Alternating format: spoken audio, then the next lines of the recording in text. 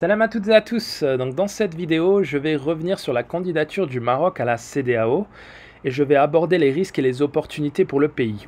La communauté des États d'Afrique de l'Ouest est composée de 15 États membres qui constituent un marché commun de 400 millions d'habitants.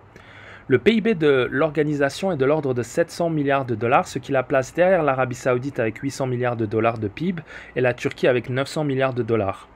C'est donc une zone relativement pauvre mais qui regorge néanmoins de potentiel économique.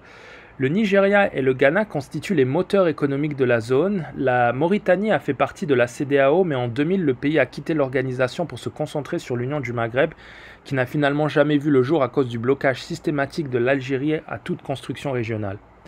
Le Maroc a fait une demande officielle d'adhérer à la CEDEAO en 2017. Le pays avait alors choisi de concentrer sa politique étrangère sur l'Afrique. La candidature du Maroc a été gelée sur demande de certains pays de la région qui craignaient que le Maroc menace leur hégémonie économique sur la zone. Certains pays voient le Maroc comme un cheval de Troie des compagnies européennes qui pourraient utiliser le pays comme plateforme pour s'accaparer les marchés de la zone et éviter d'éventuels droits de douane. Cette inquiétude se justifie par la proximité du Maroc à l'Europe et aussi la qualité de ses infrastructures comparées aux autres pays de la zone. On peut aussi imaginer que des entreprises françaises, par exemple, créent des filiales au Maroc pour gérer leurs affaires africaines. C'est déjà en train d'avoir lieu avec des entreprises comme Vinci ou Orange qui utilisent le Maroc comme tremplin pour conquérir des marchés africains.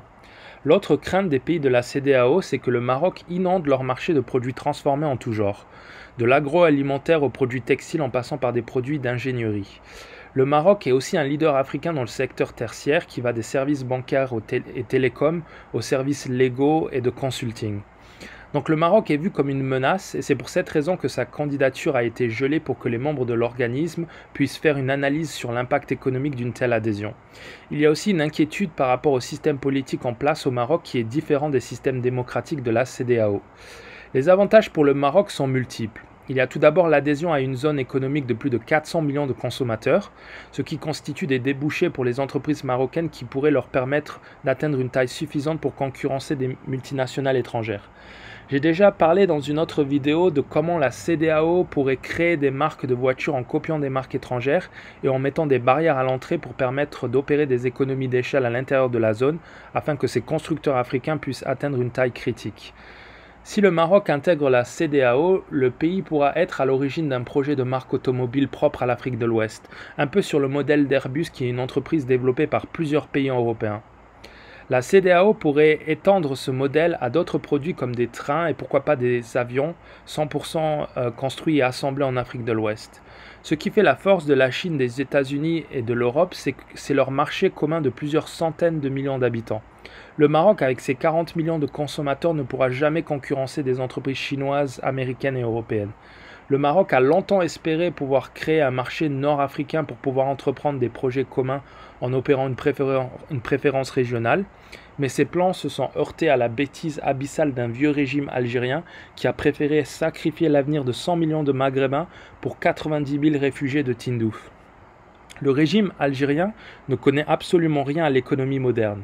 Les vieux militaires pensent que les entreprises algériennes peuvent se contenter du petit marché algérien pour concurrencer des entreprises européennes et chinoises qui ont des centaines de millions de consommateurs derrière elles qui leur permettent d'opérer des économies d'échelle et réduire leurs prix.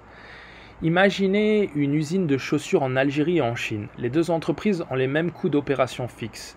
La seule différence, c'est que l'entreprise algérienne produit 1 million de chaussures pour le marché local, l'entreprise chinoise produit 10 millions de paires de chaussures pour le marché chinois.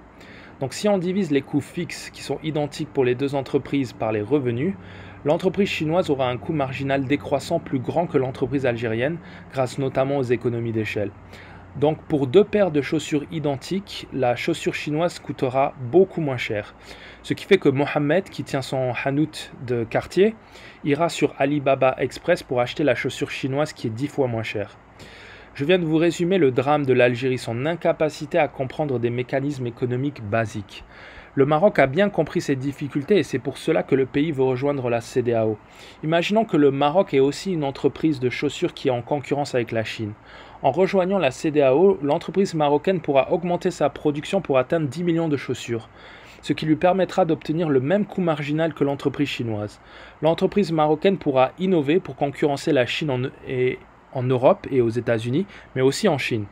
Les Européens n'ont pas créé l'Union européenne et renoncé à leur souveraineté parce que ça leur faisait plaisir. Ils ont juste compris que dans un monde dominé par des géants, il fallait être un géant à son tour. L'autre intérêt pour le Maroc de rejoindre la CEDEAO est politique. Avoir un droit de vote au sein de cette union va permettre au Maroc de mettre pression sur d'autres pays. Regardez ce que l'Espagne a fait dans son conflit qui l'oppose au Maroc. Elle a mêlé toute l'Union européenne pour montrer au Maroc qu'il s'attaquait à plus gros que lui. Le Maroc n'a pas pu faire la même chose, malheureusement, parce qu'il n'appartient à aucun ensemble économique. On n'a que la haine et la maladie mentale à nos frontières. Si le Maroc avait fait partie de la CEDEAO, il aurait eu le soutien des États membres qui auraient pu menacer l'Espagne de sanctions économiques ou de fermeture du marché ouest-africain aux entreprises espagnoles. C'est l'union qui fait la force. La CEDEAO peut aussi faire une demande conjointe auprès des Nations Unies pour la restitution de Ceuta et Melilla. Enfin, la CEDEAO pourrait soutenir d'une seule voix l'intégrité territoriale du Maroc, ce qui aurait réglé définitivement le conflit au Sahara marocain. L'Algérie, étant non membre de cette organisation, aurait été vue comme un élément extérieur, un élément perturbateur qui s'attaque à un membre de l'organisation. Au niveau des inconvénients, il y a tout d'abord la libre circulation des personnes qui pourraient voir affluer des migrants de toute la zone au Maroc. Il y a aussi des traités militaires que le Maroc devra signer et qui contraindront le pays à intervenir dans divers conflits dans la région. Il y a aussi l'adhésion à l'ECO en 2027 qui verrait une partie de notre souveraineté monétaire être transférée à une institution étrangère. L'ECO n'est pas une monnaie qui convient à toutes les économies au même titre que l'euro en Europe, donc le Maroc devra être très prudent en intégrant cette monnaie unique. Il y a enfin l'abandon définitif de l'Union du Maghreb qui verra ce vieux rêve tomber aux oubliettes de l'histoire. Une adhésion du Maroc coupera définitivement le lien du pays avec le reste du Maghreb. Donc voilà, je dirais que la somme des avantages est plus importante que les inconvénients et que le Maroc pourrait énormément gagner en poids économique et politique avec une telle adhésion.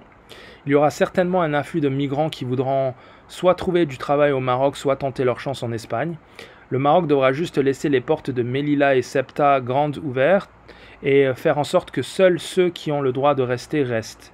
Enfin, au diable le Maghreb, les Algériens nous sont aujourd'hui aussi étrangers que les Espagnols.